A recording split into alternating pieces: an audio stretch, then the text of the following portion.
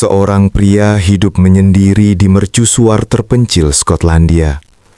Semua orang mengira dia teroris paling dicari MI6. Malam itu, pasukan khusus datang untuk membunuhnya. Mereka tidak tahu satu hal. Pria yang mereka buru adalah mantan agen terbaik yang pernah mereka miliki.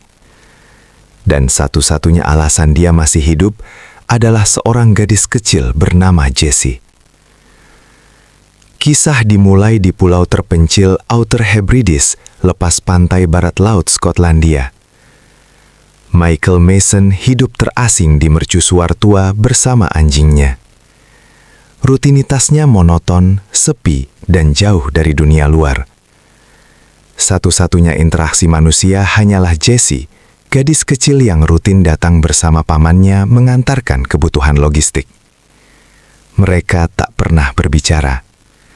Sampai suatu hari, Jessie menegurnya, memintanya setidaknya mengucapkan terima kasih.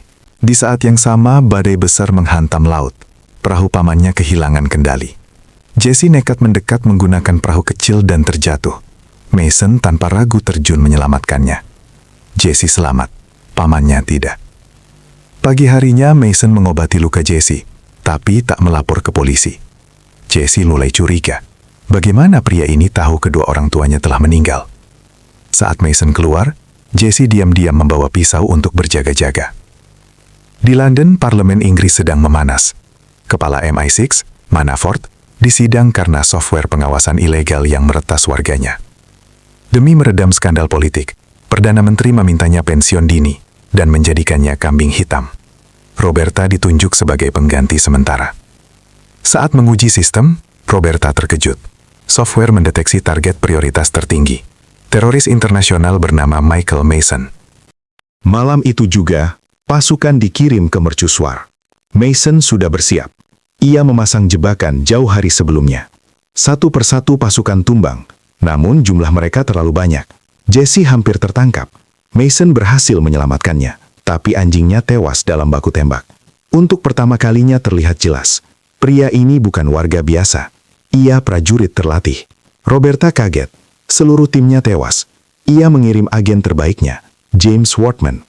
Sementara itu, Mason melarikan diri bersama Jessie menuju dermaga. Ia menyusup ke rumah warga untuk mencuri mobil. Aksinya ketahuan, tapi Jessie muncul membawa senjata membantu pelarian. Di markas MI6, staf Roberta menemukan kejanggalan. Mason bukan teroris, melainkan mantan agen MI6 yang dinyatakan tewas 10 tahun lalu. Semua riwayat misinya dihapus. Roberta memerintahkan agar Mason ditangkap hidup-hidup. Namun, diam-diam, Manafort menghubungi Wortman dan memberi perintah berbeda. Bunuh Mason dan gadis itu. Kejar-kejaran dengan polisi terjadi. Wortman brutal, membunuh tanpa ragu. Mason kabur menggunakan mobil polisi yang dicurinya. Roberta mulai curiga ada sesuatu yang disembunyikan. Ia memaksa akses server cadangan MI6. Terungkap kebenaran. Dulu Mason adalah agen elit ciptaan Manafort, mesin pembunuh untuk operasi rahasia. Dalam satu misi, Mason diperintahkan membunuh ilmuwan Iran yang sebelumnya membantu proyek nuklir Inggris. Ilmuwan itu hendak dibungkam. Mason menolak. Ia memilih hati nurani dibanding perintah. Sejak itu Manafort menjadikannya target, memalsukan kematiannya, dan menghapus identitasnya. Dunia percaya Mason teroris, padahal ia korban pembersihan. Mason menemui Ferguson, mantan agen MI6 yang dulu membantu memalsukan kematiannya. Ia tak tahu Manafort sadar Mason masih hidup. Ia tak mau melibatkan diri lebih jauh, tapi memberi petunjuk menuju Kamal, mantan agen lain yang pernah diselamatkan Mason 10 tahun lalu dalam operasi Odessa. Flashback. Di pelabuhan Odessa, tim Mason disergap karena Manafort membocorkan lokasi mereka. Kamal terluka parah dan diperintahkan ditinggalkan. Mason melanggar perintah, menyelamatkannya dan menyimpan hard drive berisi bukti operasi kotor Manafort. Sekarang Kamal menjalankan jaringan bawah tanah dengan klub malam sebagai kedok. Ia setuju membantu Mason menyediakan identitas baru dan jalur keluar untuk Jessie sebagai balas budi. Namun pasukan Manafort menyerbu klub. Perkelahian brutal pecah di tengah keramaian tanpa disadari pengunjung. Wortman kembali memburu mereka. Mason membawa Jessie ke dermaga, tempat Kamal akan menjemput. Di sini, Jessie akhirnya tahu kebenaran. Identitas baru itu hanya untuk dirinya. Mason tidak ikut. Ia ingin Jesse hidup normal, jauh dari bayang-bayangnya. Jesse menolak, tapi Mason tegas. Gadis itu adalah alasan ia kembali merasa hidup. Jesse pergi bersama Kamal. Mason kini bebas menghadapi Wortman. Duel keduanya brutal dan tanpa ampun. Wortman bukan lawan sembarangan, tapi Mason lebih berpengalaman.